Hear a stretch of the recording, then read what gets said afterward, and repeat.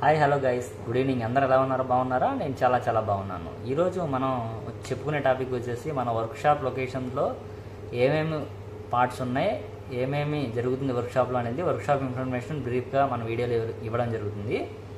And మన channel ఎవరైనా కొత్తగా చూస్తుంటే కనుక సబ్స్క్రైబ్ చేయండి, మనకి చాలా సపోర్ట్గా ఉంటుంది. అండ్ లైక్ చేసి షేర్ చేయండి. ఓకేనా గైస్, ఇంకా మనం వీడియోలోకి వెళ్ళిపోదాం. ఇదే గైస్ మన వర్క్షాప్ ఫ్లోర్ అన్నమాట. మెయిన్ ఫ్లోర్ అంతా మీకు ఏంటంటే ఫ్రంట్ ఆఫీస్ బ్యాక్ సైడ్ ఉంటుంది. ఫ్రంట్ ఆఫీస్ అంతా రిసీవింగ్ ఉంటుంది అనమాట. మన ఫ్లోర్లో వచ్చేసి అంతా టెక్నికల్ వర్క్ అంతా జరుగుతుంది. అంటే వెహికల్ వచ్చిన తర్వాత మనం job card in the sense మనం ఒక వెహికల్కి రాయాల్సిన సర్వీసు, దాంతోపాటు కంప్లైంట్స్ ఇవన్నీ ఏవైతే ఉన్నాయో అది నోట్ చేసి మనం బ్యాక్ సైడ్ అంటే ఫ్లోర్లోకి పంపిస్తాం అనమాట గైస్. ఫ్లోర్లోకి పంపించిన తర్వాత ఏదైతే ఉన్న వర్క్స్ అన్ని మన టెక్నీషియన్ స్టార్ట్ చేస్తారు. ఇది మన హైడ్రాలిక్ బే అనమాట. దగ్గర ఇది 2.5 నుంచి 3 టన్స్ వరకు వెయిట్ అనేది క్యారీ చేయడం జరుగుతుంది. ఇదంతా ఎయిర్ కంప్రెసర్ నుంచి ఎయిర్ అనేది త్రూ పైప్స్ ద్వారా న్యూమాటిక్ గమ్స్కి వెళ్తుందన్నమాట. ఇవన్నీ మనకి ఏంటంటే టూల్స్ పెట్టుకోవడానికి టూల్ క్యాడీస్, దాని తర్వాత పార్ట్స్ పెట్టుకునేవి బేస్ అనమాట.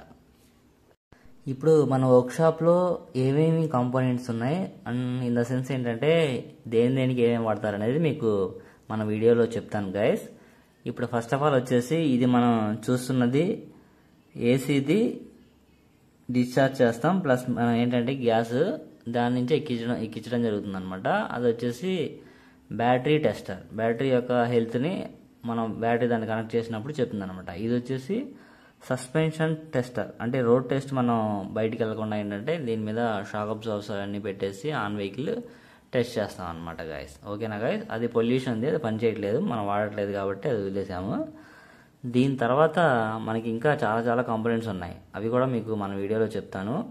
మెయిన్గా మీకు ఏంటంటే ఏదైనా వర్క్షాప్స్ రిలేటెడ్ ఏంటంటే మెయిన్గా మీకు స్పెషల్ టూల్స్ కొన్ని ఉంటాయి. ఇది చూసారా, ఇది స్పెషల్ టూల్ ఇంజిన్ రూమ్ అనమాట. ఇది దీంట్లో ఇంజిన్ అనేది డిసెంబ్లింగ్ చేయడం జరుగుతుంది అనమాట గైస్.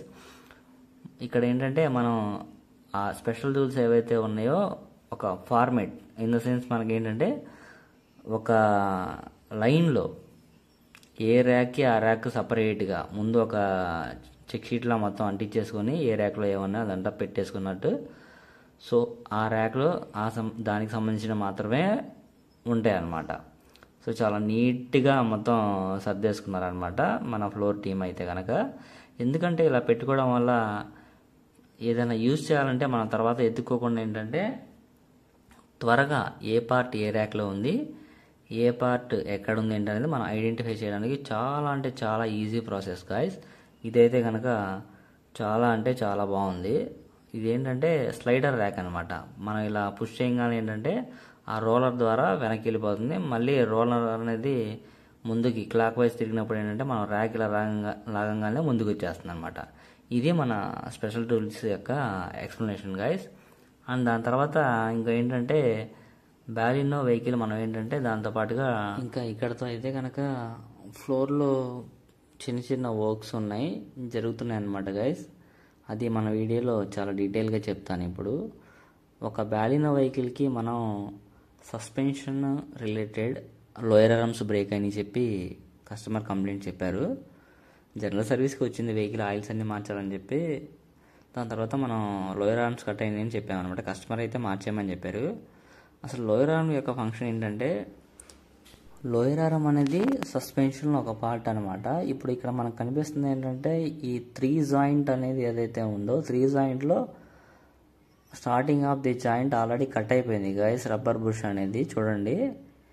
అండ్ సెకండ్ వన్ కూడా చూడండి, సేమ్ అలాగే కట్ అయిపోయినాయి. ఇలా కట్ అవ్వడం వల్ల అసలు డిసడ్వాంటేజ్ ఏమవుతుందంటే అసలు దానికన్నా ముందు వీటి యొక్క ఫంక్షన్ ఏంటి, అసలు లోయర్ ఆర్మ్ అనేది ఏంటి, లోయర్ ఆర్మ్ అనేది ఏమవుతుందంటే ఇక్కడ మీకు బాడీ అంటే వెహికల్ యొక్క బాడీ చాసిస్ ఏదైతే ఉందో, అంటే ఫర్ ఎగ్జాంపుల్ క్రాస్ మెంబర్, ఈ క్రాస్ మెంబర్ నుంచి ఫిట్ అయ్యి ఇది వీల్ ఏదైతే తిరుగుతుందో వీల్ హబ్ దానికి ఈ జాయింట్ అనేది యూనివర్సల్గా కనెక్ట్ అయ్యి ఉంటుంది అనమాట లోయర్ ఆర్మ్. ఈ ఆర్మ్ అనేది ఏంటంటే మనకి స్టీరింగ్ అటు ఇటు తిప్పేటప్పుడు ఏమవుతుందంటే మీకు స్టీరింగ్ బాక్స్ అనేది కనెక్ట్ అయి ఉంటుంది కదా నకుల్కి. సో ఈ నకుల్కి ఇదైతే ఎలా కనెక్ట్ అయిందో ఇది కూడా ఒకవైపు ఏంటంటే అలా కనెక్ట్ అయి ఉంటుందన్నమాట. ఈ బూట్ అనేది కట్ అయిపోతే మీకు ఏమవుతుందంటే వీల్ అనేది ఒకవైపు వాలిపోతుంది. సో అలా వీల్ అనేది ఒకవైపు వాలిపోతే ఏమవుతుంది, మీకు ఆటోమేటిక్గా వెహికల్ అనేది రన్నింగ్ అవ్వదు. సో ఓకేనా గైస్, ఇక్కడ మీరు అదే అబ్జర్వ్ చేయాల్సింది. లోయర్ ఆర్మ్ బూట్ అయితే కనుక ఖచ్చితంగా కట్ అయితే కనుక మీరు వెహికల్ ఎటువంటి పరిస్థితుల్లో డ్రైవింగ్ చేయలేరు. అది మాత్రం కంపల్సరీ, ఏ కార్ అయినా సరే. ఎందుకంటే ఏ కార్కైనా ఒకటే ప్రిన్సిపల్ ఉంటుంది. మ్యాక్సిమం ఇది ఏంటంటే అల్యూమినియం మెటల్ ఎల్లాయ్, అల్యూమినియం అయితే కాదు మెటల్ ఎల్లాయ్స్తోనే ఇది మ్యానుఫ్యాక్చరర్ అవుతుంది. సో వీటి యొక్క లైఫ్ ఆఫ్ స్పాన్ అంటే లైఫ్ ఆఫ్ స్పాన్ ఎలా ఉంటుందంటే మ్యాక్సిమం 60 to 80,000 కిలోమీటర్స్ వరకు అయితే మీకు ఏ ప్రాబ్లం లేకుండా రన్ అవుతుంది. ఆ తర్వాత వీటిని మాత్రం కంపల్సరీగా మనం చెక్ చేయించుకోవాల్సిందే. ఓకేనా, మ్యాండేటరీ సర్వీస్లో కంపల్సరీగా చెక్ చేస్తారు. బట్ యాజ్ ఏ కస్టమర్గా ఏంటంటే కస్టమర్స్ కూడా మెన్షన్ చేసి చెప్పాలి లోయర్ ఆర్మ్స్ ఎలా ఉన్నాయి చెక్ చేయండి అని చెప్పి. బట్ లోపల టెక్నీషియన్స్ మాత్రం చెక్ చేస్తారు. అడ్వైజర్ కూడా ఎలా ఉన్నాయో చెప్పి మీకు అడ్వైస్ ఇవ్వడం జరుగుతుందన్నమాట. ఓకేనా గైస్. అండ్ ఇంకా ఏంటంటే మన సస్పెన్షన్ రిలేటెడ్ కొన్ని పార్ట్స్ ఉంటాయి, లైక్ స్టడ్స్. అంటే స్టడ్స్ ఏంటంటే ఫ్రంట్ సస్పెన్షన్ కాయిల్ స్ప్రింగ్స్ అన్నమాట. అవి కూడా ఏంటంటే ఎక్కువ వాడకుండా ఉండి కస్టమర్ చాలామంది పార్కింగ్లో పెట్టేస్తారు వెహికల్స్ కొనేసి. సో అలాంటప్పుడు ఏంటంటే వాళ్ళకు కూడా మ్యాక్సిమం సస్పెన్షన్స్ అలా రన్నింగ్ చేయకుండా అలా ఐడియల్లో ఉండడం వల్ల ఏంటంటే యాక్షన్స్ వీక్ అయిపోతూ ఉంటాయి. ఎప్పుడైతే మనం వర్క్ చేస్తాం కదా, మనం ఏంటంటే 4 సైడ్ సపోర్ట్స్ ఇచ్చి వెహికల్ అయితే పైకి లిఫ్ట్ చేస్తాం. సో ఇక్కడ ఏంటంటే సెంట్రల్ గ్రావిటీ ఫోర్స్ అనేది కిందకి భూమి ఆకర్షణ ఎక్కువ ఉండడం వల్ల ఆ షాకర్స్ అనేవి ఏంటంటే హైడ్రాలిక్ కాబట్టి వదిలేస్తాయి. అవి వదిలేసినప్పుడు ఏమవుతుంటే యాక్షన్ వీక్ అయిపోతుంది. అన్ని కిందకి దించిన తర్వాత ఏంటంటే సస్పెన్షన్ వీక్ అయిపోతాయి. బట్ అది కస్టమర్కి ఆ విషయం తెలియదు. చేయాలి, వాళ్ళకి చెప్పాలి. చెప్తే నాకు చెప్తే ఇంకా బెస్ట్గా ఉంటుంది. అడుగుతారు, మనం చెప్పాలి మన రెస్పాన్సిబిలిటీగా. లోయర్ ఆర్మ్ అనేది బిగించడం అయిపోయింది guys. Already support rod end కూడా వేసేస్తున్నారు పనిలో పని అని చెప్పి. ఒకవైపు ఎండ్ ప్లే వచ్చిందంటే కనుక ఇంకా సస్పెన్షన్లో పార్ట్స్ ఉన్నాయి. స్టెబిలైజర్ బార్ ఉంటుంది. స్టెబిలైజర్ బార్ అంటే బ్యాలెన్సర్ రాడ్. ఆ బ్యాలెన్సర్ రాడ్కి కూడా బుష్లు వస్తాయి. ఆ బుష్ల పైన టక టక టక టక టక అని సౌండ్ వచ్చేస్తూ ఉంటుంది. ఆ బుష్ల పైన బ్రేక్ క్యాలిబర్ పిన్లు పైన సేమ్ సౌండ్ రెండు ఒకేలా ఉంటాయి అన్నమాట.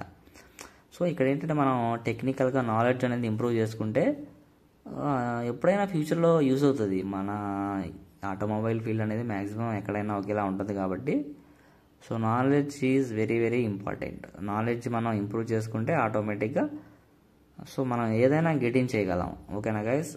అండ్ మన యూట్యూబ్ ఛానల్ ఎవరైతే కొత్తగా చూస్తుంటే వాళ్ళందరూ మన వీడియో కంపల్సరీగా లైక్ చేయండి, షేర్ చేయండి, సబ్స్క్రైబ్ చేయండి. మనకి చాలా చాలా సపోర్టివ్గా ఉంటుంది. ఓకేనా guys, thank you so much. Bye bye.